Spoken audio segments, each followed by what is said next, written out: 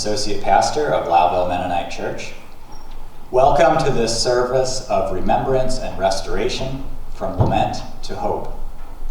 This service has been created by Lowville Clergy from the Baptist, Catholic, Mennonite, Nazarene, and Presbyterian traditions, and will draw heavily on the Psalms and lean deeply into prayer. There will be space created for confession, lament, grace, gratitude, and finally hope. In our worship, we will name the struggles and sadness of this past year. We will also look for the joy and express gratitude as we pause to name the blessings of this past year and conclude by anticipating the hope we envision in the future that will be before us. We gather today marking 1 year of living with the effects of COVID-19 in our community. This is a nebulous thing. We can mark the beginning of when lockdowns began in our schools, churches, businesses, and community in general. However, we are not at the end of this pandemic.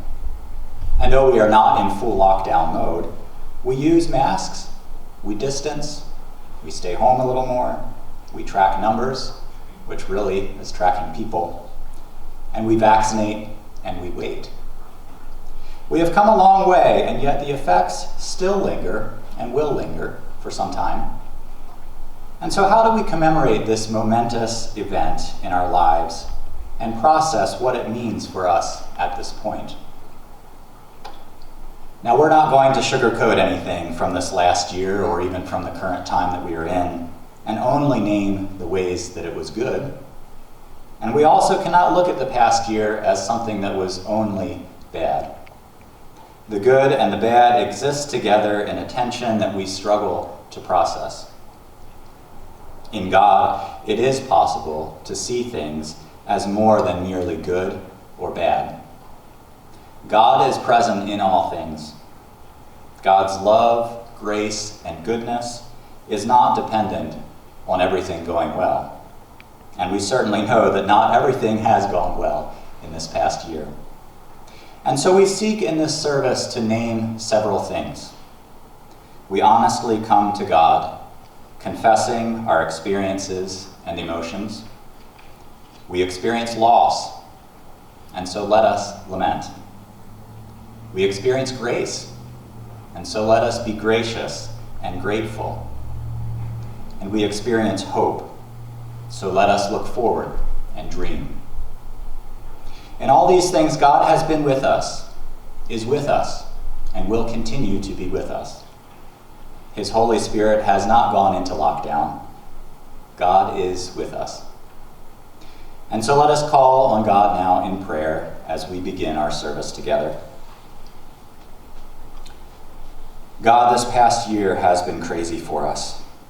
We have experienced the kinds of things that we thought we would only read in history books, let alone experience in the course of 12 months.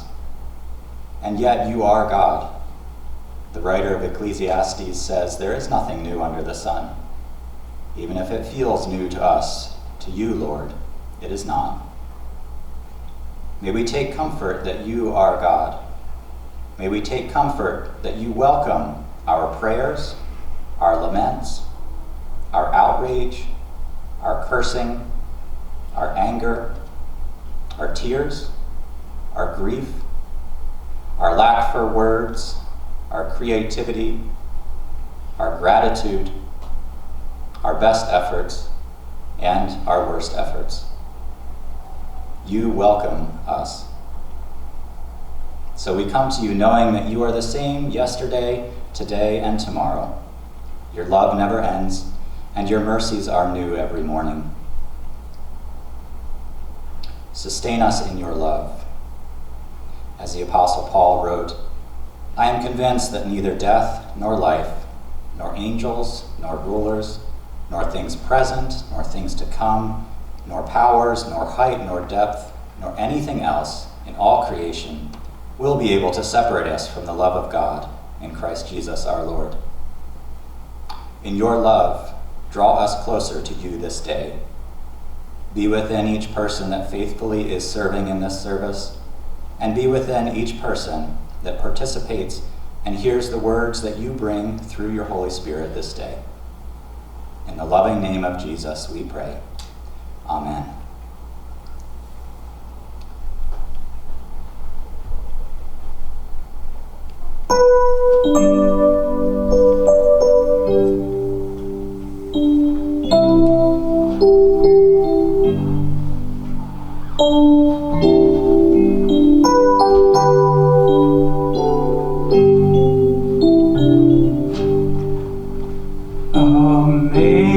Amazing grace, how sweet the sound that saved a wretch like me.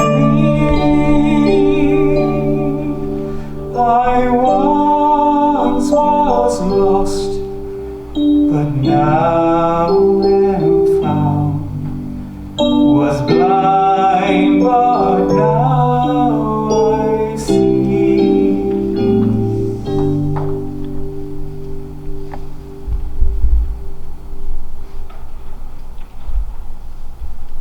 I'm Pastor Lori, the pastor of the First Presbyterian Church of Lowville, and I invite you into a time of confession.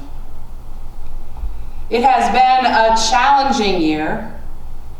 In our planning for this week of remembrance, someone labeled it the crazy COVID year, and it has certainly felt that way. We have learned things about ourselves and about our neighbors that have been challenging and unexpected. We have found ourselves in conflict with one another over things that we would never have dreamed possible, like masks and what freedom looks like in unprecedented times. We have tragically watched tension and conflict grow between strangers and neighbors, friends, and even relatives. We have found ourselves unfriending and arguing, avoiding, and even cutting one another out of our lives because we have disagreed with one another. For this, and for the many other heartbreaking ways our relationships have been affected, we turn to God. We turn to God to confess our need for grace, mercy, and restoration. Hear these words from Isaiah 55. Seek the Lord when the Lord can still be found. Call the Lord while the Lord is yet near. Let the wicked abandon their ways and the sinful their schemes. Let them return to the Lord so that the Lord may have mercy on them. Let them turn to God because our God is generous with forgiveness. As we prepare to turn to God, I invite you to take a moment to reflect on this past year. How has it affected your relationships? How has it affected your relationships with your family?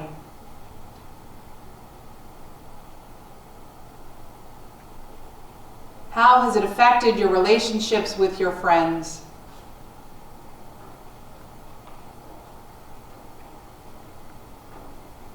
How has it affected your relationships with your neighbors?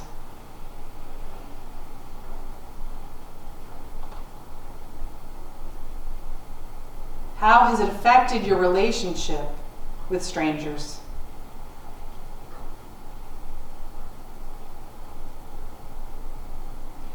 How has it affected your relationship with God?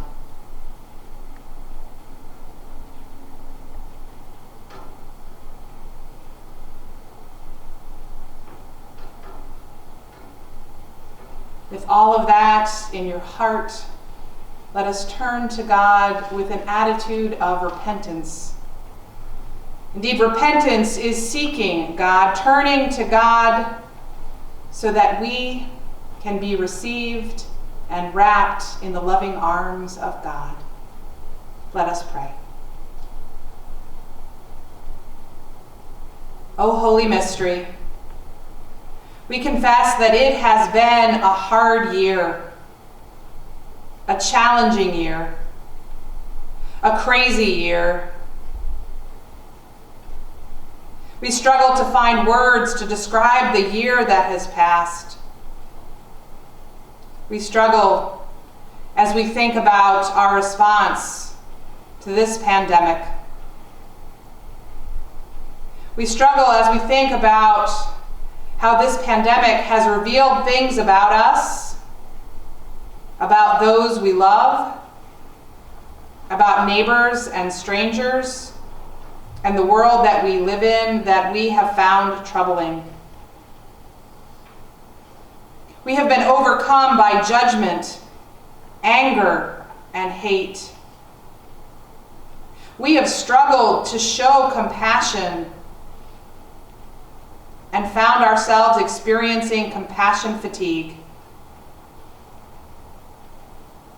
We have tuned out reports of lives lost and cases. We have ignored the crisis at times, and we have even acted as if everything was normal. We confess that we have struggled in our homes with impatience and a multitude of other emotions that have made us treat those we love in unloving ways. We have at times not been at our best or lived as our best selves. And we turn to you, seeking your grace, mercy, and forgiveness. We confess that we have struggled in our day-to-day living. We leave our homes and encounter a host of reasons to be angry, upset, and even rageful at the behaviors of others. We have felt overwhelmed by the responsibility of taking care of each other. We've become aware of our self-interest, and our self-righteousness has been exposed. We have seen in living color how hard it is to love our neighbor, especially our neighbors who do not believe as we do. We have at times not been our best and not lived as our best selves, and we turn to you, seeking your grace, mercy, and forgiveness. Holy Mystery, we also confess that we have struggled with our leaders, those in government who have not acted in ways that we have found helpful. We have struggled with restrictions and the lack of restrictions. We have struggled with the upending of life as we knew it. We have struggled with the inability to gather as we would like. We've struggled with our church leaders and community leaders for decisions they have made that we have disagreed with. We've said and done things that have been hurtful and at times even hateful. We have not at times been our best or lived as our best selves. We turn to you and seek your grace, mercy, and forgiveness. Holy Mystery, we turn to you with the confessions of our hearts and with deep longing for restoration. We turn to you remembering the experiences we have had and our need to let go of our anger. We turn to you and name before you now in this moment of silence or aloud in the privacy of our homes the prayers of our heart and the confessions that we need to offer. Hear us in this moment of silence.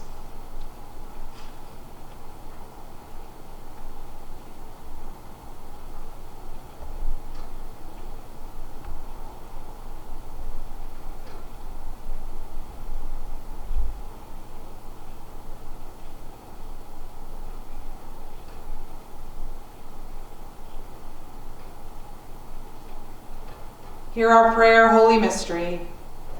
Surround us with your grace. Surround us with your light. Surround us with your love. Change our hearts and help us in the challenging work of restoration, that relationships might be mended, that we might become generous with our love and grace, even as we are overwhelmed by your love and grace.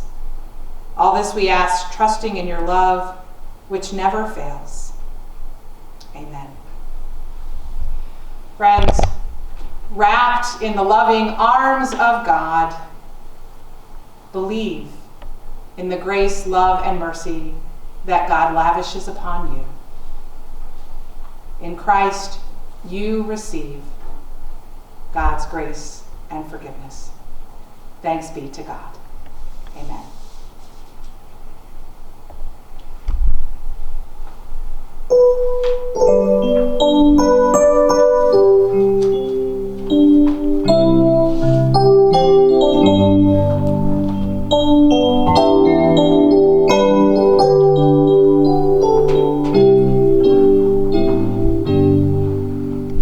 Was grace that taught my heart to feel, and grace my fears relieved.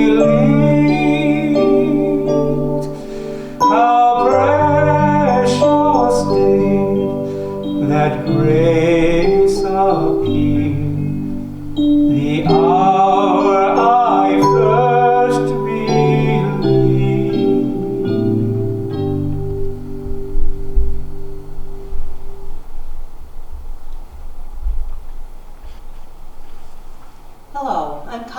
pastor of Care and Nurture at Lowville Mennonite Church.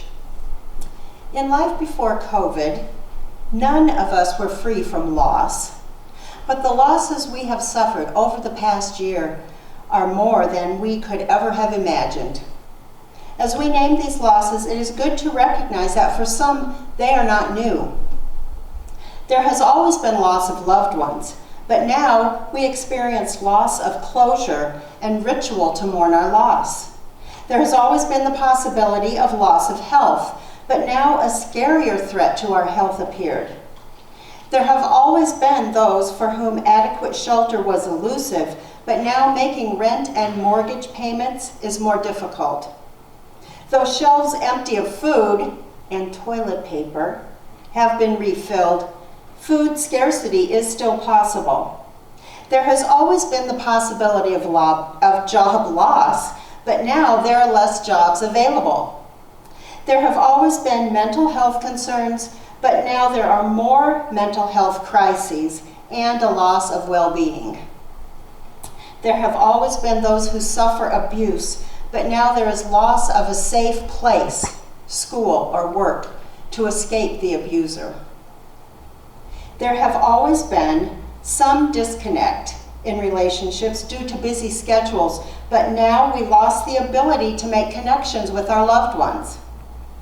There has always been the need for flexibility, but suddenly routines were lost. We experienced the loss of major events like graduations, wedding celebrations, and milestones achieved. We lost the freedom to go wherever we want, whenever we want. Oh, the joy of my granddaughters when they could at last play on the playground again after months. To heal from our losses, we must acknowledge our grief. Grieving is normal in the face of loss. God does not condemn us for feeling grief, but welcomes our questions and our tears. Lament is an expression of grief or sorrow, a form of prayer that reinforces our relationship with God. It's not just whining. There are 4 parts to lament. Address God directly and honestly. Bring your complaint or protest to God. Boldly ask for help. And finally, renew your trust in God's care and rejoice. Psalm 13, verses 1 through 6 is an example. How long, O Lord, will you forget me forever? How long will you hide your face from me? How long must I bear pain in my soul and have sorrow in my heart all day long? Consider and answer me, O Lord my God. Give light to my eyes, or I will sleep the sleep of death. My foes will rejoice because I am shaken. But I trusted in your steadfast love. My heart will rejoice in your salvation. I will sing to the Lord because he has dealt bountifully with me. As we lament these losses, I will pause for a short time now to give you opportunity to name losses you have experienced, and then I will close in prayer.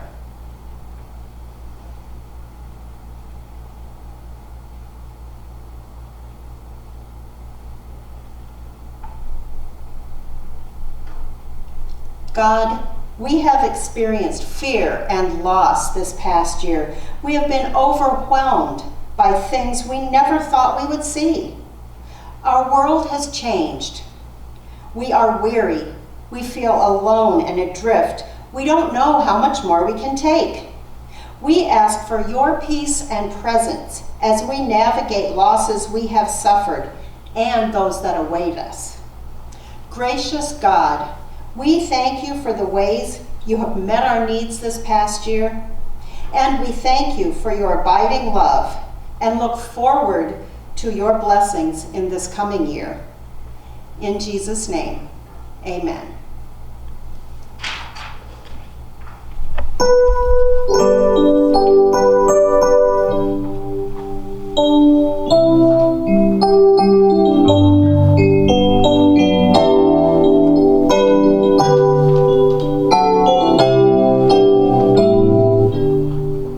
Through many dangers, toils, and snares, I have already come.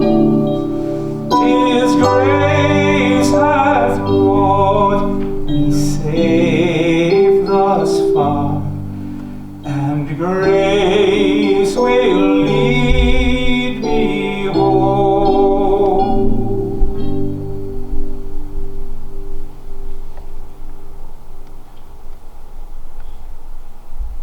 My name is Terry Zare. I am the conference minister for New York Mennonite Conference. Out of his fullness, we have all received grace in place of grace already given. For the moment, I invite you to hold all the laments we've just named in one part of your being.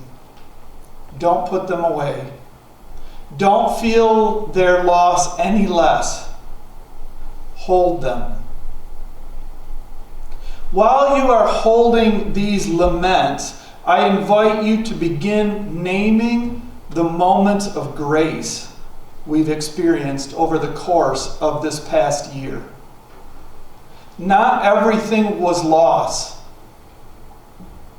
Lest we lament and that lead us to despair, this verse from the Gospel of John reminds us that we are people who have received grace upon grace from God. It is a spiritual exercise of faith to notice grace in the midst of difficulty, of loss, and of grief. Where did grace appear for you? Was it in the rediscovery of outdoor activities in God's good creation? Did grace appear for you in a conversation with a friend, where you found the care and the support that you needed for that particular difficult day? Was it in the discomfort of shifting your lifestyle out of care for others and finding your love growing for your community? Was it when you discovered that Zoom meetings and Zoom church, while tiring, could also be intimate and meaningful? Was it during a time of prayer when you experienced unexpected inner peace and knew that God had met with you? Was it when you began to appreciate people and parts of life that you'd previously taken for granted and began to recognize their blessing? Was it when you saw so many people in our community working sacrificially and generously for the good of others and saw in them the face of Jesus? Was it in a moment of insight as that which had been hidden was revealed and found that it informed your discipleship to Christ? In a moment of silent reflection, I invite you to name the places where you experienced God's presence during these past 12 months.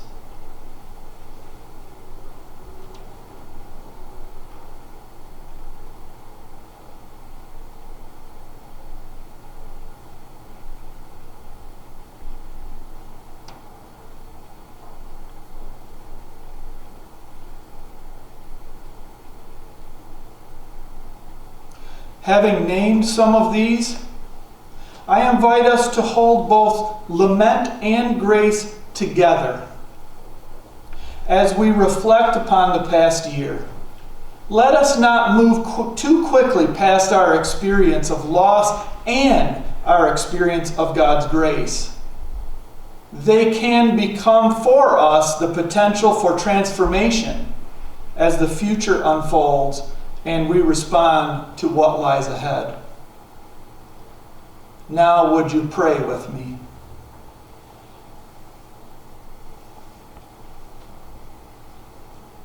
God of presence, full of grace, in the midst of disorientation, loss, and change in our lives, we seek to pay attention to the moments of beauty where your love for us and our love for each other shine through. You are present with us in the midst of our circumstances, with deep understanding of what our world is going through. You suffer with us. And your grace is a beacon of light and a sign of your love. We hold lament and grace together before you as an act of faith as your beloved children. In Jesus' name, amen.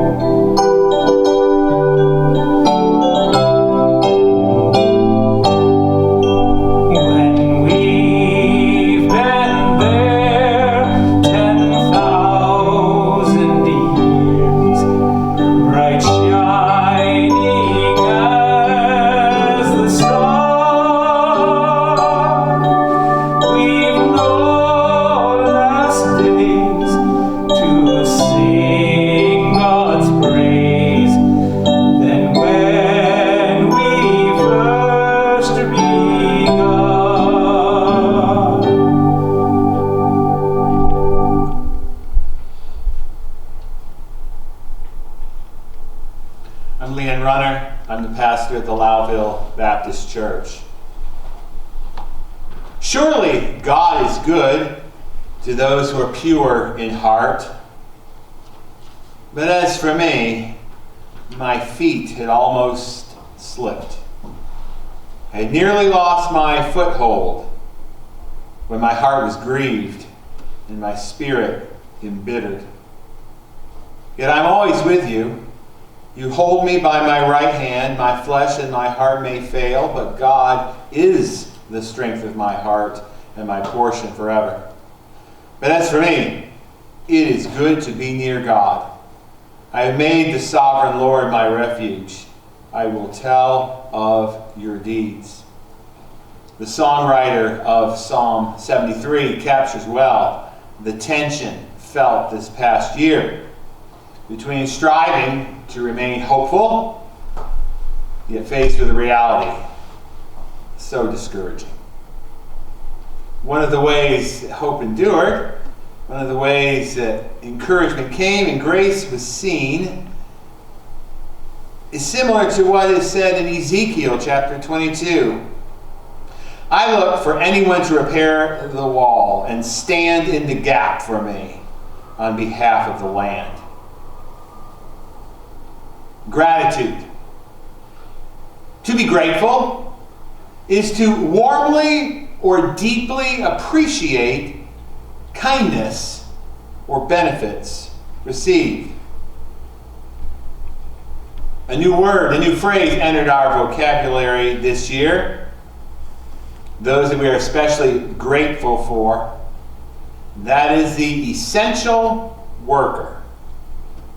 The word essential means absolutely necessary and indispensable. During the past 12 months, many of us have gained a deeper appreciation for those individuals who are absolutely necessary to the well-being of our community and our individual lives. In the past, the benefits received from their sacrifice went unnoticed and underappreciated. Today, let's acknowledge them for their labors and their lives. We're grateful for the doctors who sacrificed family time to work those extra hours to see just one more person who might be at risk. Grateful for the nurses and hospital staff who were the only human contact many hospitalized with the virus would receive. Grateful for those who worked in the Department of Public Health, who forgot what day of the week it was because they were working 7 days a week. Grateful for the one who answered the phone at the unemployment office, who didn't overreact when they were yelled at on the phone because they knew the caller's anxiety was with the loss of income and not with them personally. Grateful for the friend or family member that taught us how to use Zoom. We use Zoom so well now, we can teach others. Grateful for that person who put that gallon of milk in the cooler at the store and that box of cereal on the shelf so that our children could have something to eat. Grateful for the seamstress who became so proficient at creating face coverings that she even made them with a piece that covers your nose so that your glasses won't fog up. Grateful for neighbors who cheered when someone they knew recovered from the virus. Grateful for the voice on the phone from a friend who just wanted to be sure you were still hanging in there. Grateful for the one who created that meme that made you laugh so that you wouldn't cry. Grateful for the teacher who created engaging lessons for students, and even though they were at home in front of a computer screen, they could continue their academic development. Grateful for you, for me, the blessing that we each are to people that we know. Grateful for so many others, too numerous to name. Grateful For Jesus, the Christ, who the songwriter reminds his heart is touched with our grief. I would encourage you to take a moment and reflect on a person, an event, an encounter, a gift from God that deepened your appreciation for life, even in the middle of these difficult, dark days, weeks, and months.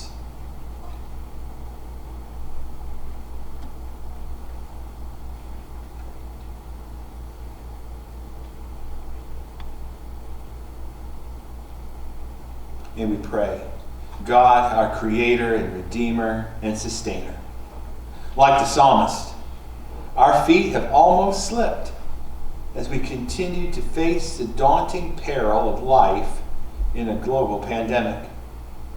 We are truly grateful for those who have given of themselves that we might be the beneficiaries of their sacrifice.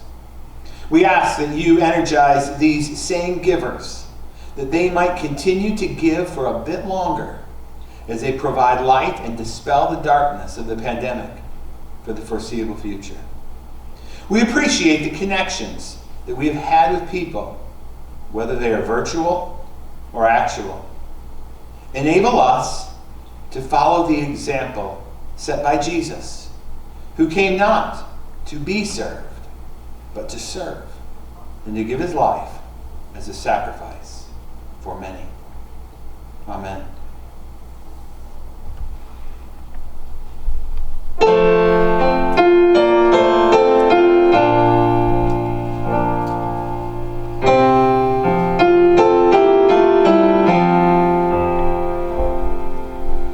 What a friend we have in Jesus, all our sins and griefs to bear. What a privilege to carry everything to God in prayer. Oh, what peace we often forfeit. Oh, what a needless pain we bear. Oh, because we do not carry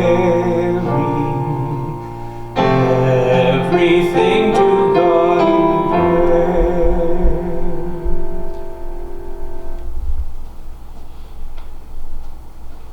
Well, greetings, friends.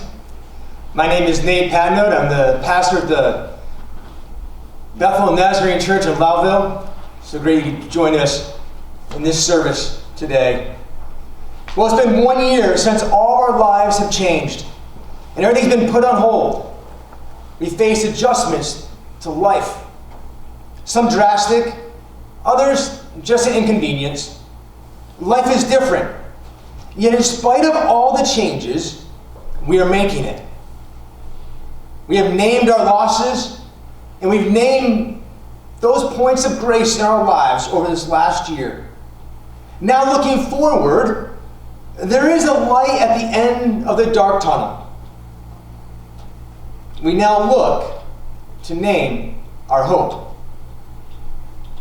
Isaiah 40, verses 29 to 31 says, "The Lord gives strength to the weary and increases the power of the weak.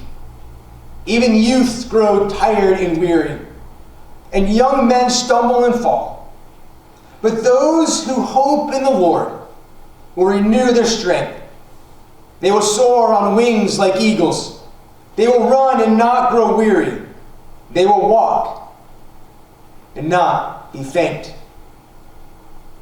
What do we look forward to when life resumes or goes back to some sort of normalcy? As we recognize the losses of the last 12 months, let's now name our hope for the future. Reunited. There's hope of being reunited with family and friends. Whether it's celebrating life's accomplishments at different stages, birthday parties, graduations, weddings, anniversaries, retirement, or life well lived, or simply gathering at the table together, we look forward to being reunited once again.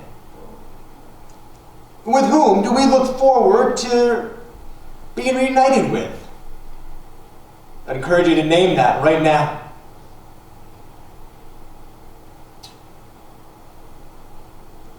Recovery.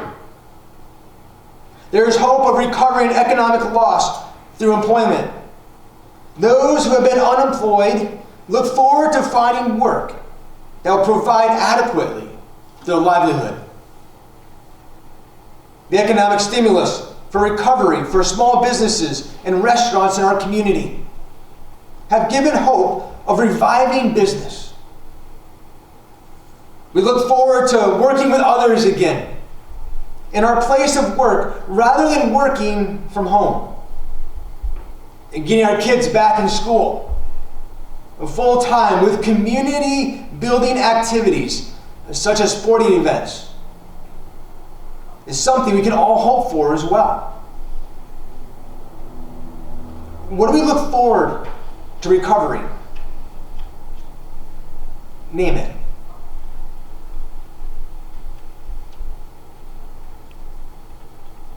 Regathering. One of the things we all look forward to doing again is being able to gather together in the same spaces together. Whether we find ourselves eating in or eating out, we hope to be able to share our favorite meals once again with our friends and family. Perhaps most prevalent in our community is our desire to gather once again as Christ's church in services and gatherings, to worship together through word, and table, and song, and a sign of hope being renewed. What activities or community events do you look forward to regathering at? Name it. Renewal. As we reunite, as we regather, there is hope in the renewal of our physical, emotional, and spiritual well-being. Through the stress of COVID has taken its toll on the mental and emotional well-being of many. It also has provided a time and chance to do things that can bring joy and happiness. In the midst of this pause that COVID has forced on us, we've had the opportunity to find renewal in so many different ways, in different parts of our lives. For some, the chance to be home has provided much needed time to take care of themselves physically through exercise and diet and rest, which can take care of our mental and emotional being as well. For others, the need to find the time and space to lean into the Spirit and listen to our well-being to find renewal of hope that has been clouded by depression and loneliness. May we remember that God, who shares our losses and pains, promises a place with no more pain and no more suffering. No matter where we are, we need to turn our eyes to the darkest light, from darkness to light, to see with renewed vision of the person God has created us to be. What do you look forward to renewing? And how will you face that renewal? You take some time and name it.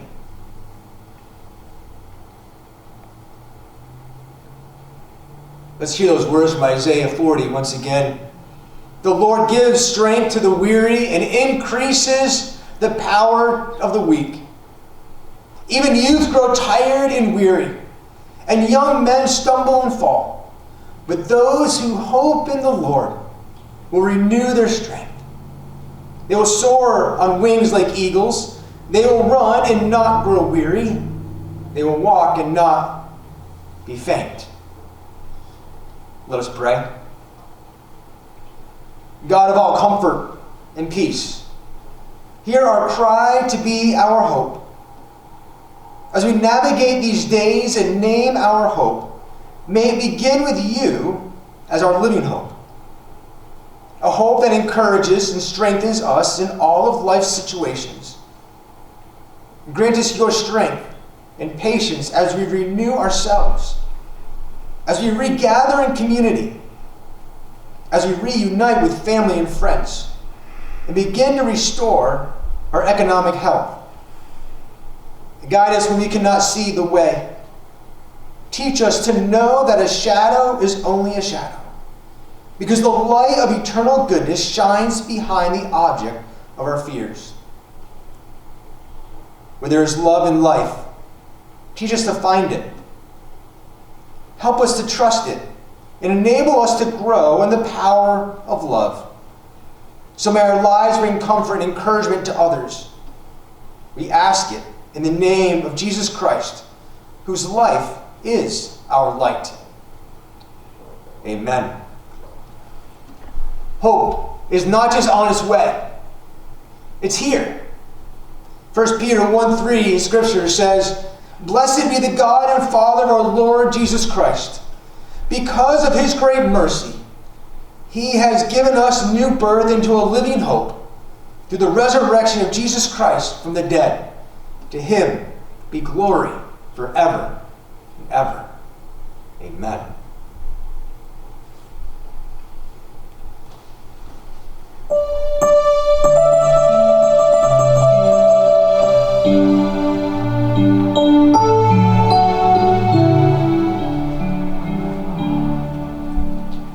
Let not your heart be troubled. He sent the word I hear, and resting in his goodness, I lose my doubt and fears. Though by the path he leadeth, but one step I may see, his eyes on the sparrow, and I know he watches me. His eyes on the sparrow, and I know he watches me. I sing because I'm happy. I sing because I'm free. For his eyes on the sparrow, and I know he watches me.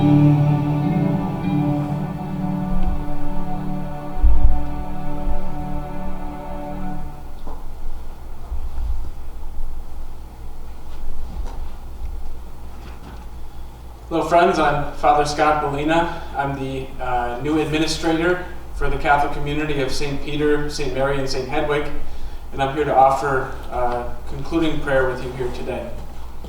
Let us pray.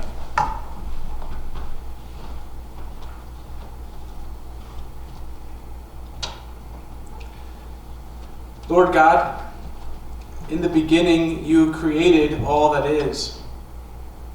Through your word, you brought order from chaos, and light shattered the darkness.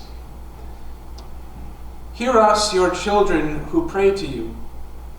We have laid bare the prayers of our hearts, our laments, our confessions. We've asked for graces, we've recalled graces, and we call out to you in gratitude and in hope. We ask your blessing, Father, upon all of us who believe in you and upon those who do not, upon those who have lost loved ones and upon those who have not been able to mourn their loss properly, upon those who have sacrificed so much to keep others safe, upon those who have lost jobs, upon the poor, upon the chronically ill, upon everyone who struggles under the heavy burdens of life, upon the young and the old. Father, we trust in you because you are the God who works wonders. Through your holy word, you constantly teach us to trust you who never leave your people orphaned. In the fullness of time, you sent your Son to show us your face, and you give us your Spirit to lead us in our lives of faith. Give us eyes to see all of the gifts that you give us, large and small, and hearts full of gratitude for all of them. Help us to recognize that you give to the world all that is good. We place our hope in you, Lord God. We and our future are in your hands. We remember the words of your Son to his disciples before he ascended to you. Behold, I am with you always, even to the end of the age. Let us conclude with the prayer that Jesus himself gave us. Our Father, who art in heaven, hallowed be thy name. Thy kingdom come, thy will be done, on earth as it is in heaven. Give us this day our daily bread, and forgive us our trespasses, as we forgive those who trespass against us. And lead us not into temptation, but deliver us from evil. Amen. For thine is the kingdom, and the power, and the glory, now and forever. Amen.